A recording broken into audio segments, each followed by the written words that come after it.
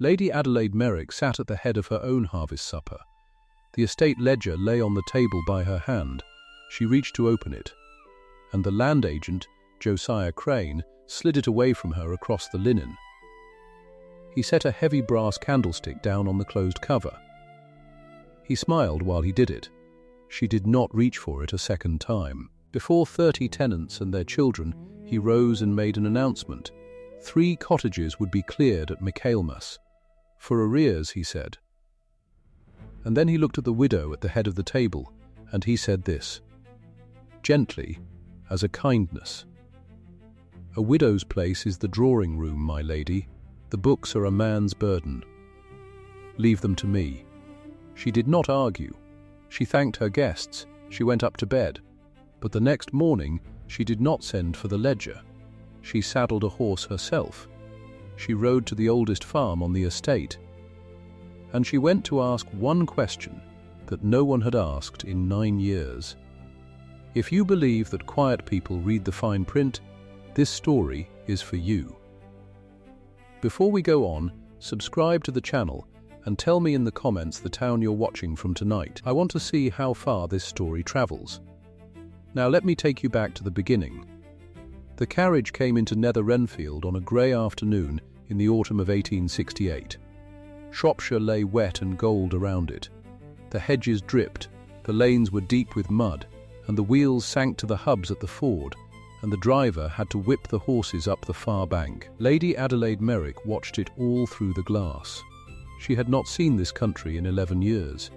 She had married out of it and gone away with Sir Henry, and now she had come back to it alone. Her husband was dead. He had died of a fever in a hot place with a name she could barely say.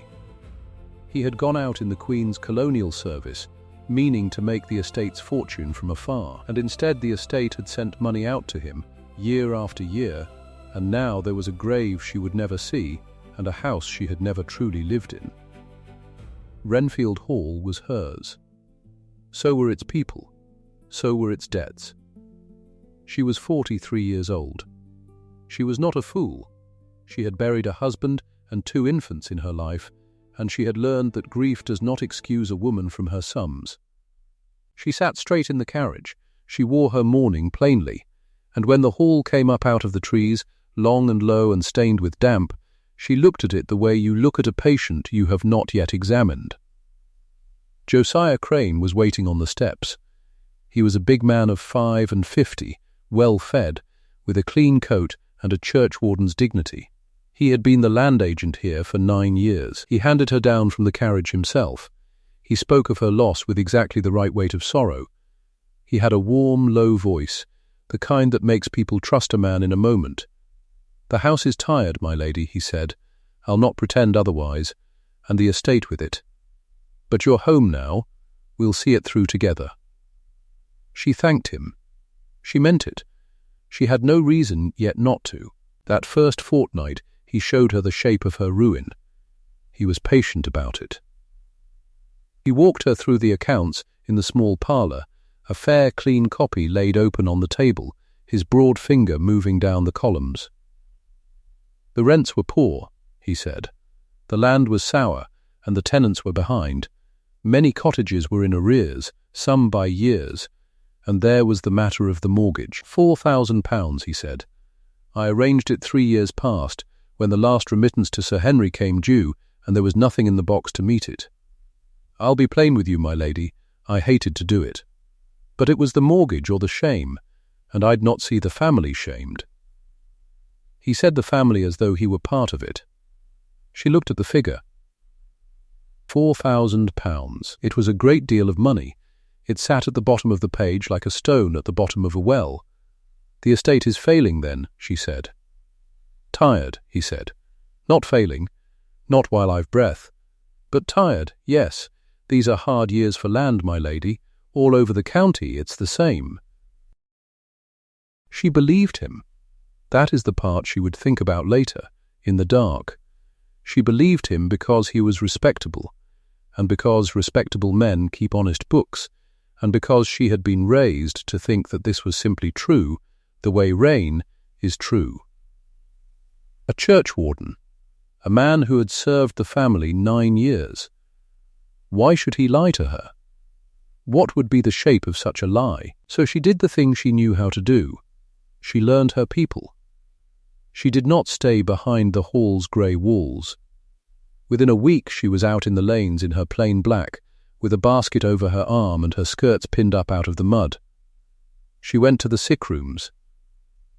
There was a child at Batty's farm with a bad chest, and she sat with him and left broth. There was old Widow Pole, half blind, and she read to her from the book because the woman liked the sound of it. She remembered their names. She remembered which cottage was which, and whose son had gone for a soldier, and whose roof let the rain in over the bed. The tenants did not know what to make of her at first. The lady of the hall did not usually come to their doors, but she came, and she listened more than she spoke, and she did not flinch at a dirty floor or a sour smell, and slowly they began to look for her. A woman who reads to a blind widow is a woman worth watching, they thought. There might be something in her. There was. But it takes a while for a quiet thing to show. It was Thomas Ackroyd who walked her home the first time she felt the ground shift. Ackroyd was the eldest tenant on the estate, up past 70, straight as a fence post, farming the same acres his grandfather had held. He had a face like a walnut and a way of saying little. She had gone up to his farm to ask after his wife, and coming back down the hill in the last of the light he fell in beside her horse and led it by the head. Because the lane was steep and greasy, and he did not like to see a lady take a fall on his ground. They talked of small things, the weather, the price of a fat pig. Then, out of nothing, he said something that stayed with her. "I keep every scrap, my lady, always have. Every receipt. The missus won't let me burn a paper, and she's right. And the old sticks too." He fished in his coat and brought out a piece of hazel, a foot long, split down the middle and notched deep along the edge. The tallies. This is how my father paid his rent, and his father before. You cut the notch for what's paid, and you split the stick, and the steward keeps his half and you keep yours, and no man can lie about it after, for the two halves must marry up or one of you's a cheat. She had heard of tally sticks. She had thought them long gone. "I've a tinful," he said. "Kept 'em all. Old habit." And it was just then, as if the country itself had arranged it, that Crane came riding down the lane toward them on his good bay horse. He drew up. He saw the stick in the old man's hand, and he laughed, easy and light, the way you laugh at a child. "Still cutting your sticks, Ackroyd?" he said. "Burn the old things, man, they're kindling. A gentleman's ledger is the only word now. It's all written fair and kept safe in my office, every farthing of it. You've no need of your whittling." "Habit, sir," said the old man. "Bad habit," said Crane, pleasant as ever, and rode on. Adelaide watched him go. She thought nothing of it. It was a small moment, a nothing, an old man and his keepsake, and an agent's easy scorn. She would not understand for weeks what she had just been handed. Crane had told the whole parish, over and over, in exactly that tone, to burn the sticks. And Ackroyd never had. She went home, and she wrote up her day in her own little book, as she did every day. And she did not mark the tally sticks down at all. That is how invisible a weapon can be when you are not yet looking for one. The first true crack came over the Shaw cottage. She had asked Crane, plainly, why the widow Shaw was down in his ledger for arrears. Hannah Shaw, a small, hard-working woman with 3 children and a dead husband, living in the end cottage on the green. It did not fit. The woman kept a clean house and a tidy garden, and took in washing besides her rent work, and there was no drink in it, and no idleness, and Adelaide had seen with her own eyes that the family did not want. "Improvident, my lady," Crane said, when she asked. "He said it kindly. He always said everything kindly.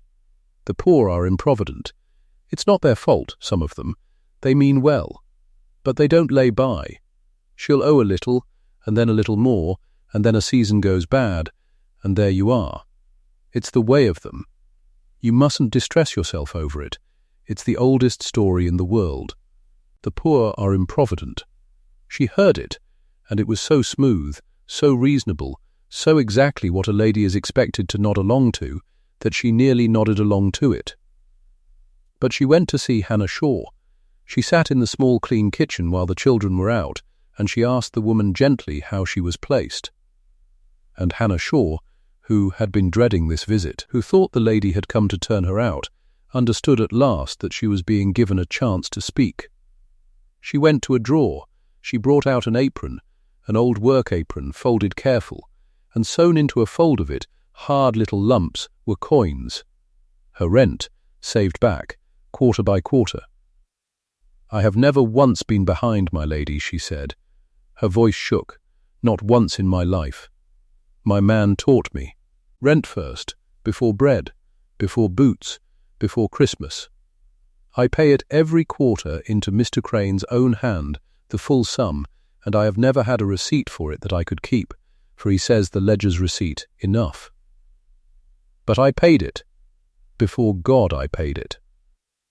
Ask the curate. He stood in this room and seen me count it out, and the curate, a nervous young man with cold hands, when Adelaide sent for him, said yes. Yes, he had seen Hannah Shaw pay her rent in full. More than once. He was sure of it. Adelaide rode home slowly that day. Something had turned over in her chest, cold and heavy, and it would not turn back. A woman paid in full and marked as in arrears. It could be a mistake. One mistake, a slip of a pen in a long ledger. It could be that. But she did not think it was. Then came the harvest supper, and after the harvest supper she no longer had to wonder. It was held in the great tithe barn behind the church, as it had been held every year for 100 years.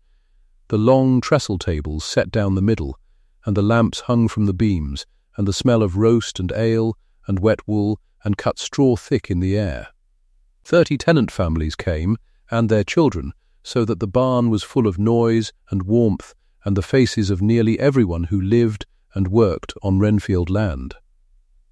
Adelaide sat at the head of the high table. It was the first harvest of her lordship.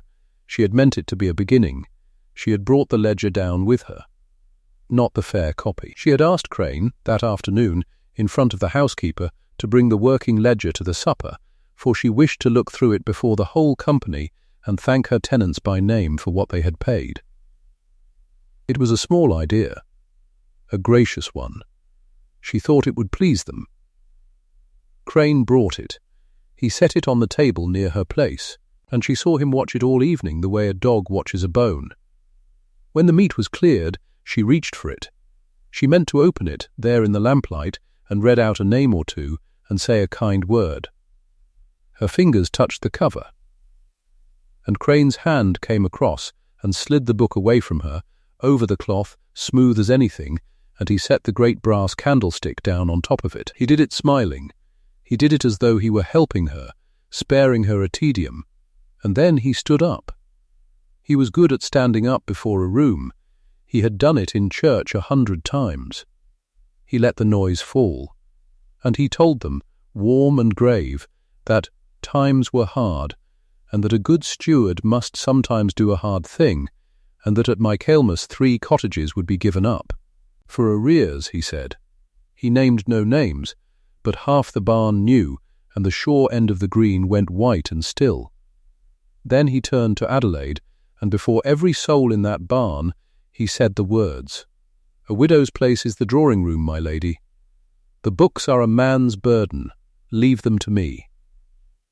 The barn went quiet, not a friendly quiet. The tenants looked down at their hands. They knew, most of them, that they had just watched something. They did not know what to do about it. He was the agent. He held their leases in his office. A man does not stand up to the man who holds his lease, not with his children beside him and Michaelmas 40 days off. Adelaide sat with her hand still resting where the ledger had been. She did not argue.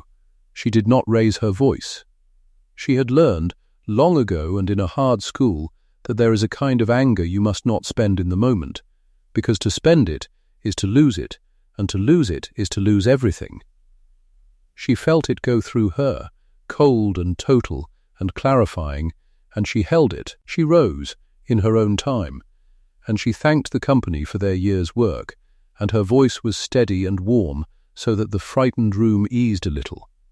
She wished them home safe. She was every inch the lady of the hall. And as the families gathered their sleeping children and their shawls, she stepped close to Thomas Ackroyd by the door, where the lamplight did not reach. And she said one thing to him, very low. "Bring me your tin, Mr. Ackroyd, the sticks. Bring them to the hall, and tell no one you've done it." The old man looked at her a long moment out of his walnut face, and then he nodded, once slow. "Aye, my lady," he said. "I never did burn 'em." That night she did not sleep. She sat up in the cold library with the fair copy of the accounts, the clean one Crane had given her, and a candle, and the rent roll of the estate, which listed every farm and every acre and what each was let for. And she did what she had always done, since she was a girl who liked numbers better than needlework. She read the fine print. She read it against itself. And the arithmetic would not stand. Here was a farm, Ackroyd's own, marked 2 quarters behind, but she had seen that farm. She had walked its yard. The barns were sound, the stock was fat, the fields the best on the estate. A man farming land like that, in a year like this, does not fall behind on a rent like that. It was not possible. It was like being told that a strong swimmer had drowned in a puddle. Here was another. And another, farm after farm set down in arrears, and every one of them, when she pictured it, prosperous and orderly and paid-looking. And the remittances. Year on year, the rents on the roll had crept up, a little here, a little there, as rents do. But the sums that reached the hall, the money that was supposed to come in and keep the family, those never rose at all. They stayed flat and low and lean. The land was set higher every year and the house grew poorer every year, and between the two, somewhere, the difference simply vanished. "The estate is failing," he had said. It was not failing. She saw it now, plainly in the candlelight, and once seen it could not be unseen. It was not failing. It was being drained. Someone was standing between her tenants and her house with a bucket, and had been standing there a long, long time, and the bucket had a hole in it that ran into his own pocket. 9 years. She did not weep. She sat very still and let the size of it settle on her. 9 years of it. Hannah Shaw's coins in the apron. The 3 cottages to be cleared at Michaelmas, cleared not for arrears, but to hide the arrears that were never real, to sweep away the witnesses who might one day say I paid. The mortgage. £4,000. A debt she had accepted as a misfortune, and which now, in the cold, began to look like something else entirely, though she could not yet see the whole shape of it. She understood the crime. That was the terrible, useless triumph of that night. By dawn she understood it completely, and she could prove none of it. That was the wall she walked into, and it stopped her cold, because the only record of what had truly been paid was the ledger. And the ledger was in Crane's hand, kept in Crane's office, written by Crane. If she stood up in any court in England and said the accounts are false, he would simply produce the accounts. Here they are, my lady, all fair and square. And who wrote them? Why, I did. And there was nothing to set against them but her own suspicion and a widow's word, and she had just been told, before 30 families, exactly what a widow's word was worth in the matter of books. A ledger in the accused man's own hand proves nothing against him. She knew it before the solicitor told her. But she wrote to him anyway. She wrote that same morning to Mr. Fairbrother in London, who had been her late husband's solicitor, an honest, dry old man she had met twice and trusted on instinct. She laid it out plainly, without heat, farm by farm, figure by figure. She asked him one question. If I believe the accounts are falsified by the man who keeps them, what can I do? The answer, when it came, was kind, and it was hard. Very little, he wrote on the accounts alone. A determined steward may recopy a ledger in a night. If the only record is the one in his keeping, then his word and his book stand together, and yours falls alone. What you would need, my lady, is a record he did not make and cannot reach. Some independent account of what was truly paid, kept by other hands, that no recopying of his own book can touch. Without that, I fear, you have a certainty you cannot prove, which is the most bitter thing in law. A record he did not make and cannot reach. She read that line, and she set the letter down, and she looked across the estate office at the thing that had been sitting on her desk for 3 days. Thomas Ackroyd's tin. He had brought it up to the hall the morning after the supper, wrapped in a sack, and given it to the housekeeper for her ladyship and no other. It was a battered old thing that had once held tea, dented and rust-freckled, and it was heavy. She had opened it and looked and not fully understood. Now she opened it again. Inside were the receipts, folded soft with age, going back years, and under them, wrapped in a rag, the sticks. Split hazel, a whole handful of them, each notch deep along its edge, each cut and split at a true payment. The tenant's half kept honest in this tin for 9 years and more, while the steward's half, if it ever existed, had no doubt gone on the fire. Burn the old sticks. Ackroyd. A gentleman's ledger is the only word now. She sat with a stick in her hand and turned it in the light, and she began, at last, to understand what she was holding. This was the record Fairbrother meant. Not paper she could be denied, not a book one man kept, and one man could burn. This was what a man had actually paid, cut into wood at the moving of it, held in his own hands, in his own tin, beyond Crane's reach entirely, and it would match nothing in Crane's ledger of arrears. It could not. The notches said paid where the book said owing, and the two could not both be true, and the wood did not lie. And Ackroyd was not the only one. She thought of Hannah Shaw's apron, the coins counted out before a curate. She thought of what the old man had said, that this was how everyone's fathers had paid. How many of them still had their sticks, hidden at the backs of drawers, in tins and boxes, kept out of habit, against the day a steward said, "You never paid." How many kept their receipts, as Ackroyd's wife would not let him burn a paper? Not one witness. 30 households, each with its own true record of what it had truly paid, scattered across the estate in tins and drawers, waiting, if anyone thought to gather them. The vault was not a book she could be locked out of. The vault was her own people, living, breathing, and able to swear. What 30 families had actually paid, in their own kept sticks and their own kept receipts, sworn out of their own mouths against a single lying ledger. That was the weapon. That had always been the weapon. Crane had spent 9 years telling them to burn it, and they had not, because a poor man trusts wood he can hold over a promise he cannot. She stood up from the desk. The morning was grey at the window, and Michaelmas was coming. She could go to Crane now. She could put the stick down on his desk and watch his face. Every part of her wanted to. She wanted to see the smoothness crack. She wanted to say the words, "The poor are not improvident," to that fed and comfortable face. She did not. Because the moment she showed her hand, the sticks would start to vanish. A tin would be lost. A frightened tenant would be leaned on. A ledger would be recopied clean in a single night, and the 3 cottages would be cleared at Michaelmas as planned, and the witnesses scattered to the 4 winds, and her one chance would be gone. No, he must not know. He must go on believing exactly what he believed, that a grieving woman could not read a ledger and could not command the loyalty of a tenant, that she was safe in the drawing-room where he had put her.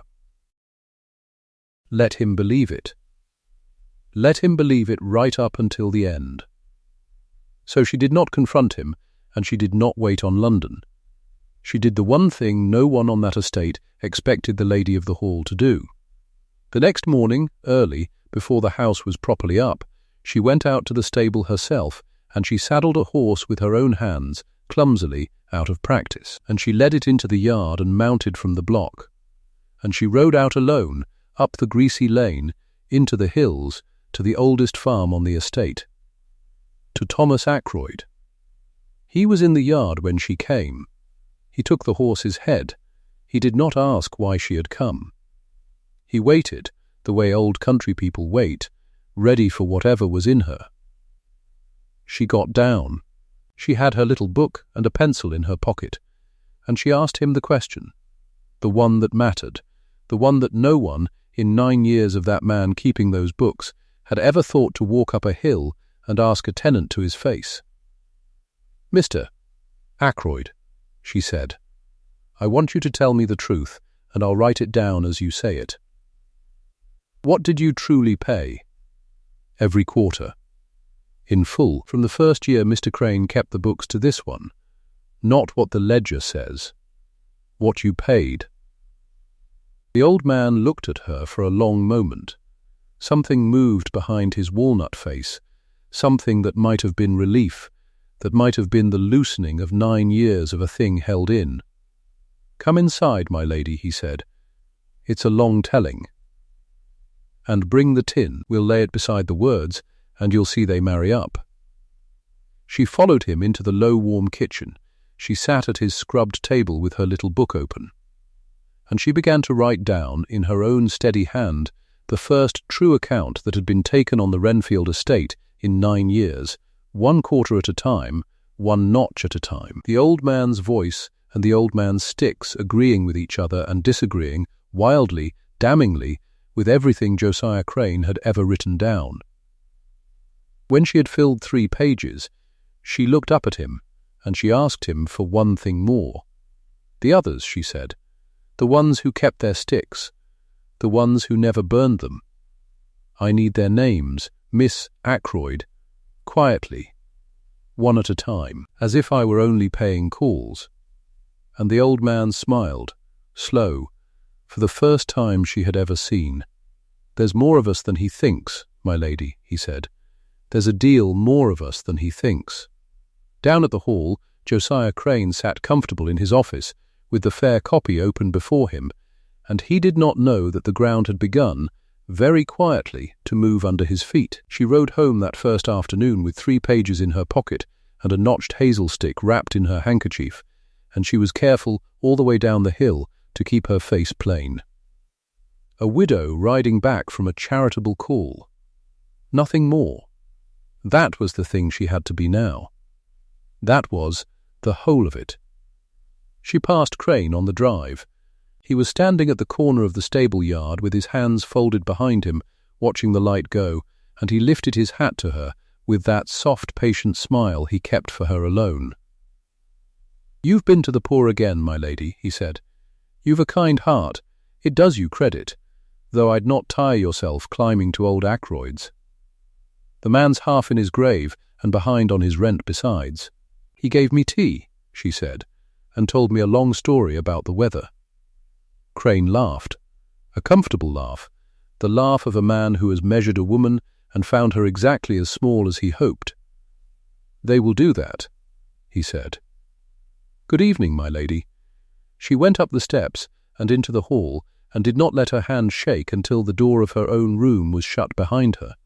Then she sat down at the little writing desk by the window, and she took out the 3 pages, and she laid the hazel stick beside them, and she read what she had written until the room went dark and she could not see it any longer. He thought she had been to the poor. Good. Let him think it. Let him think it every single day. She did not rest. Over the fortnight that followed, she rode out as if she had discovered charity late in life and taken to it with a convert's heat. She carried a basket. She carried her little book folded in among the linen, where no eye would find it. And she went, farm by farm, to the families whose names Ackroyd had given her, 1 at a time, quietly, as if she were only paying calls. She learned to sit in a low kitchen and let the talk go first to the children and the cow and the price of wool before she asked her one question. She learned to ask it gently. What did you truly pay? Every quarter. In full. Not what the book says you owe, what you paid. And she learned the strange thing that happened in a person's face when they understood. At last, that the lady of the hall had come up the hill to believe them. Some wept. Old men who had not wept in years. A woman named Bet Coyle put her apron to her eyes and could not speak for a while, and then she went to the dresser and took down a tobacco tin gone soft at the corners, and out of it she brought a fold of receipts and 2 split sticks, and she laid them in Adelaide's lap the way you would lay a hurt bird. I kept 'em, she said. He told us burn 'em. I never. Something in me never. That was the refrain. Something in me never. She heard it in half the kitchens on the estate. Crane had told them, year on year, in that light passing voice, to burn the old sticks, that a gentleman's ledger was the only word now, and a good many of them had. But not all, not the stubborn ones, not the ones who did not quite trust a smooth man with soft hands, and every stick they had kept was a knife with Crane's name on the blade, and not one of them had known it until she came and told them so. She matched every stick against her book. She matched every receipt against the sums Crane had written into the fair copy as arrears, and the story they told, all of them together, was one story told 30 ways, and it never once changed. They had paid. In full, every quarter, for 9 years. And Josiah Crane had written it down as debt, and pocketed the difference, and called the estate a failing thing. There was one who would not speak, a man named Dunmore, a thin, harried man with too many children, who came to his own door and would not open it past a crack. "I've naught to tell you, my lady," he said. "I owe what the book says I owe." "Beg pardon." And she saw his eyes go past her shoulder, down the hill, toward the hall, toward the office where his lease was kept in Crane's own drawer. She did not press him. She could not. Crane held the man's roof over his children's heads, and the man knew it, and she went away with her basket and did not blame him for a moment. That was the thing she had to hold in her mind against the pleasure of the gathering. Every stick she took made her stronger, and every frightened door that would not open reminded her how much power the man still had, and how much longer he could hurt them before she could make it stop. Crane, all this while, was pleased. Bailey told her so, without meaning to, the day he passed her on the lane and touched his hat and said, "Mr. Crane says you're a comfort to the tenantry, my lady. He says it keeps them quiet." And she smiled and thanked him, and rode on, and thought, yes. Quiet, that is exactly the word. But Bailey was not a stupid man. Bailey was a hard one, an enforcer, the fist inside Crane's soft glove, and it was Bailey who first felt the wrongness of it. She heard of it later, how it went. Bailey came into the office one evening and stood by the fire and said, "Slow, her ladyship's calls. You mark where she goes?" Crane, at his desk, did not look up. "To the poor. She reads to the half-blind. She dandles their infants. She goes to Ackroyd," Bailey said, "and Coyle, and the Shaw widow, twice, and Dunmore's, though Dunmore wouldn't have her in." He let that sit. "It's the arrears farms, Mr. Crane, every one. She's not calling on the paid up. She's calling on the ones your book says owe." There was a silence in the office then. Adelaide was not there to see it, but she pictured it after, many times, the way Crane's pen would have stopped, the way his soft face would have gone still. He was a clever man. It would not have taken him long. "She cannot read a ledger," he said at last. But there was a new thing under the words, a thread of doubt where before there had been none. "She's writing something in a little book," Bailey said. "Coyle's girl saw it.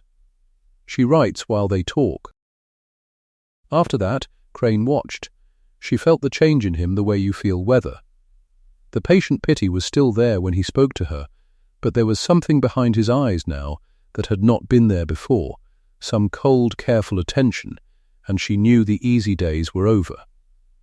He tightened the screw.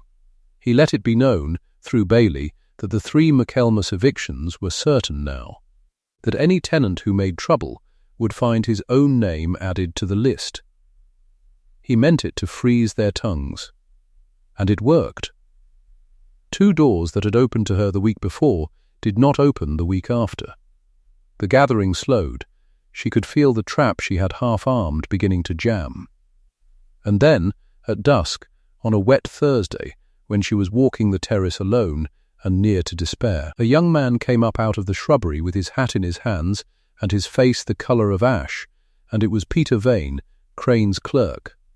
"My lady," he said. His voice was shaking. "My lady, I can't do it any longer. I can't." She stood very still. "Come out of the wet, Mr. Vane. No. If he sees—" He looked back the way he had come, quick, like a hunted thing. "I've only a minute. I've kept his fair copy 9 months, and I've watched what goes in it, and I've said naught because I've a mother to keep and no other place. But I can't watch him turn a widow out of doors for money she paid. I can't." He pressed something into her hands. A book, a small cloth-bound book, and a fold of papers with it. "That's his own," he whispered. "His true one. The cash book he keeps in the locked drawer that he thinks no soul but him has read. The sums that truly came in. Not the copy, the truth of it. And those papers," his hand shook worse, "those are the mortgage. The £4,000. Read whose name's to buy the estate when it falls. Read it, my lady. Then you'll know the whole of what he is." She held the book against her breast. "Why?" she said. "Why to me, and why now?" The boy's face crumpled. "Because you went up the hill," he said. "Because you asked them. Nobody ever asked them. I sat in that office 9 months and wrote lies in a fair hand and told myself it was only figures. And then you started asking, and I heard the tenants say it in the village, that the lady believed them, and I couldn't." He stopped. He wiped his face with the back of his wrist. "I want to be able to sleep, my lady. That's all. I want to sleep." And then he was gone, back into the wet shrubbery, before she could say his name again. She read the cash book by candle that night, and the mortgage papers beside it, and she understood at last the full shape of the thing, and it was worse than draining. It was murder done slow, to a house, for gain. The cash book was Crane's own hand, the same hand as the fair copy, only here it did not lie. Here he had set down what truly came in, quarter by quarter, 9 years of honest sums, kept secret, so that he alone would know the size of his own theft. She laid the 2 books side by side, and she read one against the other, and the gap between them stood up off the page like a living thing. What the tenants paid. What Crane wrote down as paid. The difference, pocketed, year on year. She began to add it. It took her the better part of the night, and when she had the total she sat and looked at it for a long time. £3,140. Over 9 years, taken from 30 families and called their poverty. And the mortgage told her why the house itself was starving. £4,000 borrowed against Renfield 3 years past to see the family through, Crane had said. But the papers Vane had given her showed the other end of it. The lender's man of business, the one who would take the estate if the mortgage were ever called and the hall could not pay, the one already named to buy it cheap out of the wreck, was a local attorney called Pruitt. And Pruitt and Crane had signed as witnesses to each other's business on 3 separate deeds. They were not lender and borrower. They were partners. Crane had bled the rents to starve the hall and mortgaged it to a friend, and when the widow of an absent lord could not meet the debt out of an income he himself had stolen, the 2 of them would take the whole estate for a song and turn 30 families off it as they pleased.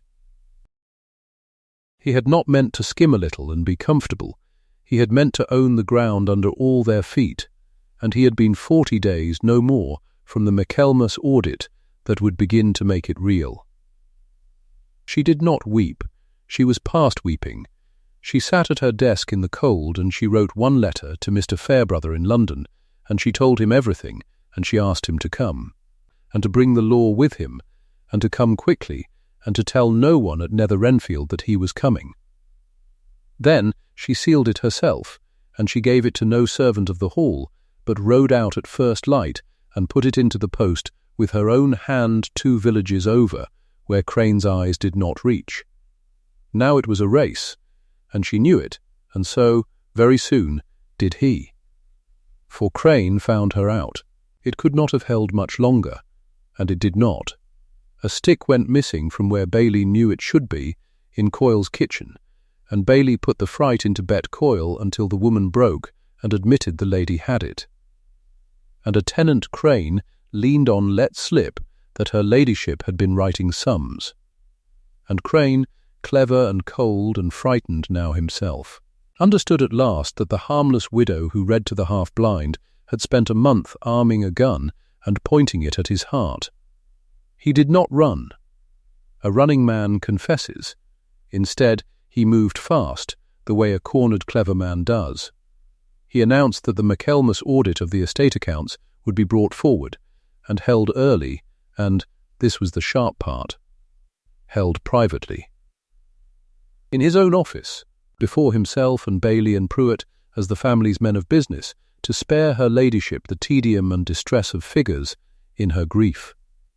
He would hold the reckoning on his own ground, with his own witnesses, with the tenants kept outside and afraid, and he would produce his fair copy in his own honest-looking hand, and he would call every true stick a forgery and every sworn word a madwoman's fancy, and he would win. Because that was how it had always worked. The paper the man kept was the only word. He had told them so for 9 years, and they had mostly believed him. Bailey went to Ackroyd and stood in his yard and told the old man, quiet, that a tenant past 70 with no lease of his own was a fragile thing at Michaelmas, and that a wise old man kept indoors and said nothing. He went to Hannah Shaw and reminded her which cottage stood first on the eviction list. A tin went missing, Coyle's, taken clean out of her kitchen while she was at market. A frightened man was heard to say, in the tavern, that maybe he'd been mistook. Maybe he did owe after all, maybe the lady had muddled him. The witnesses were being silenced one by one, and the reckoning was being dragged onto Crane's own floor, behind his own door. And for 2 days it looked to Adelaide as though she had armed the whole thing only to watch it be smothered in the man's own office with no one there to see. She did not let it be smothered. Fairbrother came. He came on the night mail and a hired trap, and he was at the hall before Crane knew he was in the county, a dry, spare old man with a leather case and 40 years of the law behind his eyes, and with him he brought the parish magistrate, Sir Marcus Elder, whom Crane could not turn away and could not buy. And Adelaide, with the law of England standing in her own drawing-room at last, wrote out one short notice in her own hand and had it read at the church door and nailed to the tithe-barn post where every soul in the parish would see it. The audit of the Renfield accounts would be held. But not in Josiah Crane's office. It would be held in the tithe-barn. In the open. Before the magistrate, before the solicitor of the family, and before every tenant of the estate and their families, the same barn, and the same 30 families that had sat at the harvest supper and watched the land agent slide a ledger out from under their new lady's hand and set a candlestick on the lid of it and tell her the books were a man's burden. He could not stop it now. The magistrate had called it. All Josiah Crane could do was come and bring his fair copy and brazen it out. It was dusk when they gathered, and someone had lit the barn with lamps hung along the great beams, so that the light came down soft and gold on all those upturned faces, on the rough tables, on the 2 ledgers laid at the head of the room, and on the wide slate board that Fairbrother had set on an easel where all could see it. The board was empty. It would not stay empty. Crane came in his good black coat, churchwarden that he was, and he took his place at the head table with Bailey at his shoulder and Pruitt beside him, and he set his fair copy down before him and folded his soft hands on the cover of it, and he looked out over the crowded barn with a face he had schooled into patience and pity, as though he were the reasonable man in a room of the overwrought, as though this were a kindness he was suffering to be done. Adelaide sat to one side, in grey, very still, with her little book closed in her lap. The magistrate opened it plainly. There was a charge, he said, that the accounts of this estate had been falsely kept these 9 years, and it would be tried here, tonight, in the open, on the evidence of the books and of the tenantry both, and every man might speak and every figure be seen. Would the land agent produce his account of the arrears? Crane rose. He was smooth. He opened his fair copy, and he read out, in a steady churchwarden's voice, the roll of arrears, this farm behind by so much, that cottage in debt by so much, the Shaw widow owing near a year, and it sounded, in that patient voice, like the sad plain truth. When he had done, he closed the book and folded his hands and said, gently, to the magistrate, but loud enough for the barn, "It grieves me, sir. But the poor are improvident, and a ledger does not lie. This is the record. There is no other." And Adelaide stood up. She did not raise her voice. She had thought a long time about what she would say, and she said it quietly. Into the hush of the whole barn, looking straight at him. "You told them the stick could not speak," she said. "You stood in their kitchens for 9 years and told them to burn it, because a gentleman's ledger was the only word. Tonight it does the counting." And she opened her hand toward Thomas Ackroyd, and the old man stood up from the bench with his battered tin held in both hands, and he came forward through the lamplight, and he set the tin on the table beside Crane's fair copy, and he opened the lid. "Michaelmas, first year Mr. Crane kept the books," said Adelaide, reading from her own little book now, steady, 1 quarter at a time. "Thomas Ackroyd, Longmeadow Farm. What does the agent's ledger say?" Fairbrother turned the fair copy and read it. "Arrears, £2, 10. Mr. Ackroyd, what did you pay?" The old man's voice did not shake. "Paid in full, my lady. Every penny. And here's the stick I cut that day." He drew out a split of hazel, notched along its edge, and he laid it on the board's easel, where the whole barn could see the marks. "Count the notches. That's what I paid. Cut fresh, and kept 9 year, and Fairbrother chalked it up on the slate. Ledger says, owed. Stick says, paid. And the gap between, in shillings, chalked plain in the 3rd column for every eye in the barn. Then the next quarter. And the next.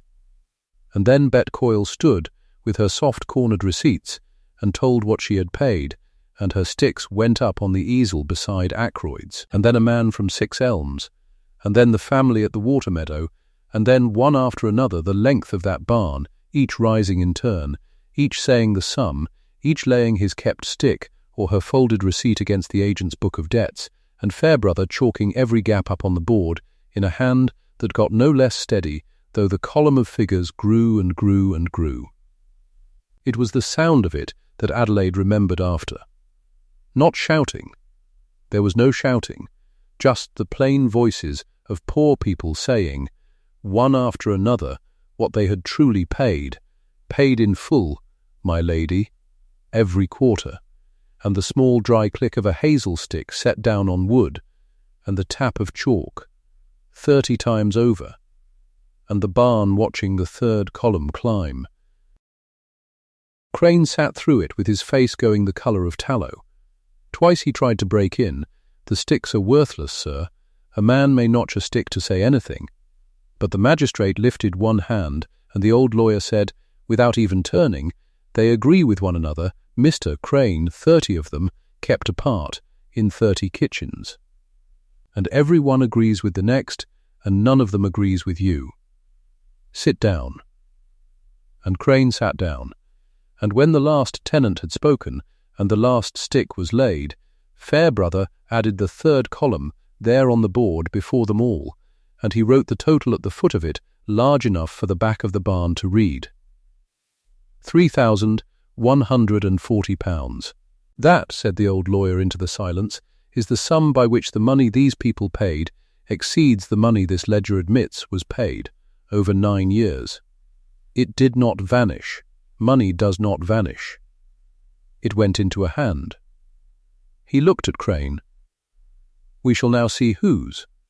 And that was when Peter Vane stood up at the back of the barn. He was white and he was shaking, but he came forward the whole length of the room with Crane's own locked cash book in his hands, and he laid it on the table beside the fair copy, open, and his voice broke twice, but he got it out.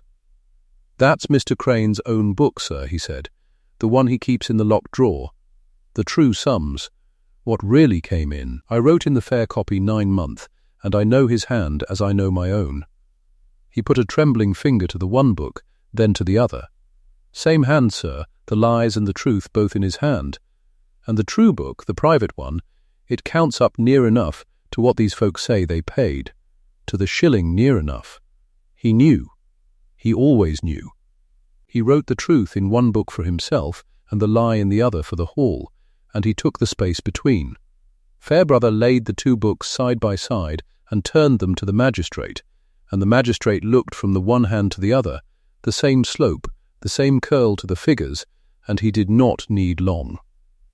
Then Fairbrother took up the mortgage papers, and he read them out, the £4,000 borrowed against the estate, the steady starving of the hall's income by the very rents Crane had stolen. And the name written to take Renfield when it fell, a local attorney, sitting there at the head table in his good coat, who had signed as Crane's witness on 3 deeds and been witnessed by Crane in turn.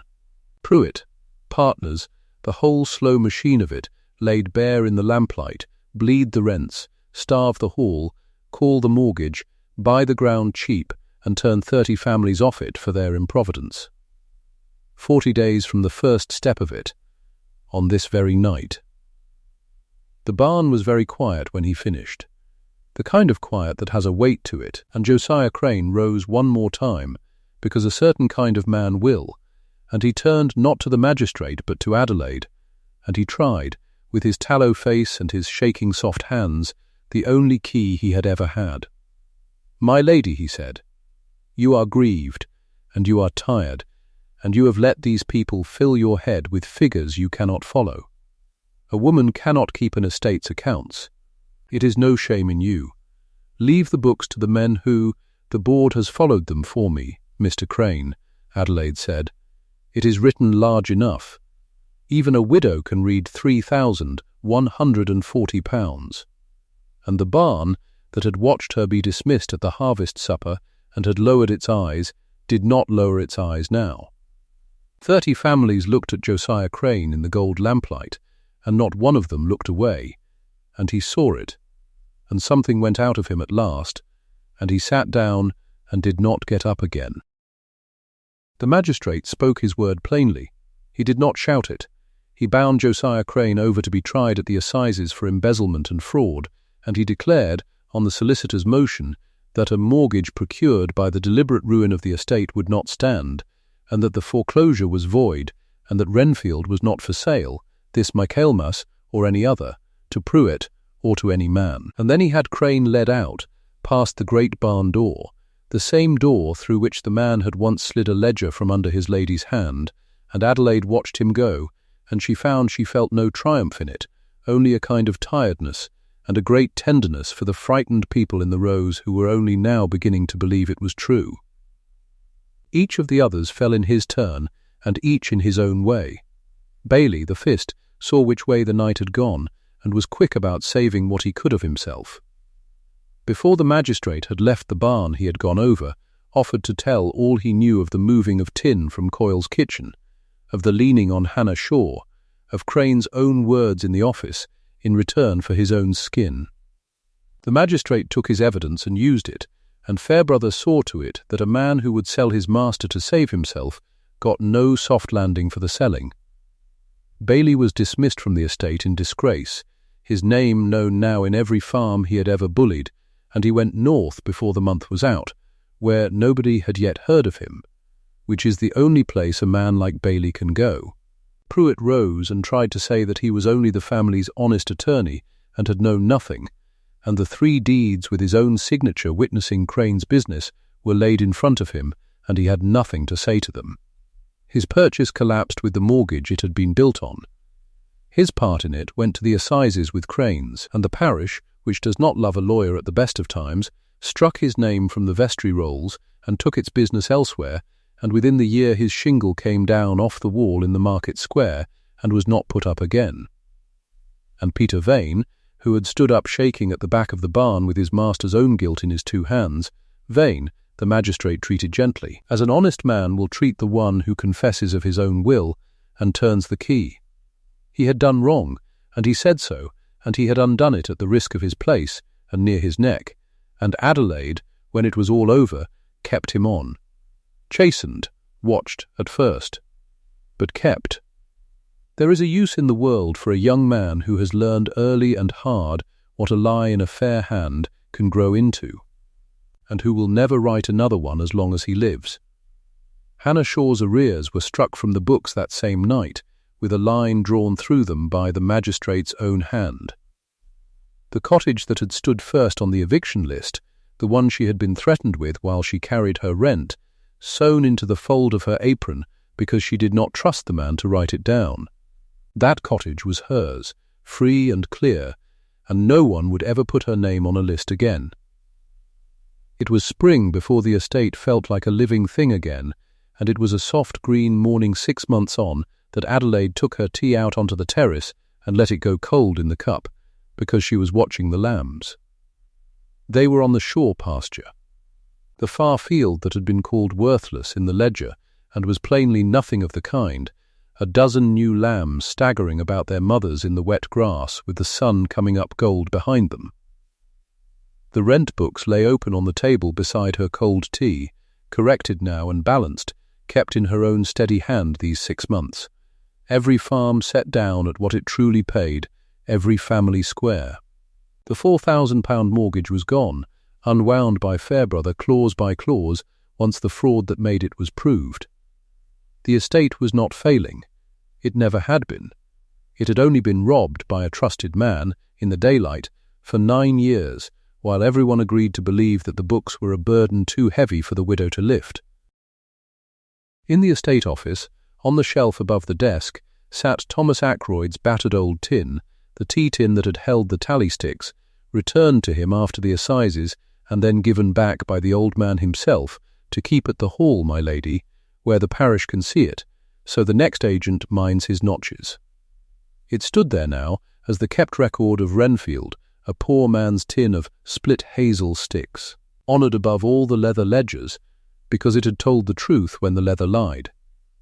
Peter Vane ruled the new columns straight beneath it and did not cut a single corner, and slept, one hoped, at night. Josiah Crane sat in the county gaol, awaiting the assize that would send him a great deal further, his good black churchwarden's coat taken from him, his soft hands idle.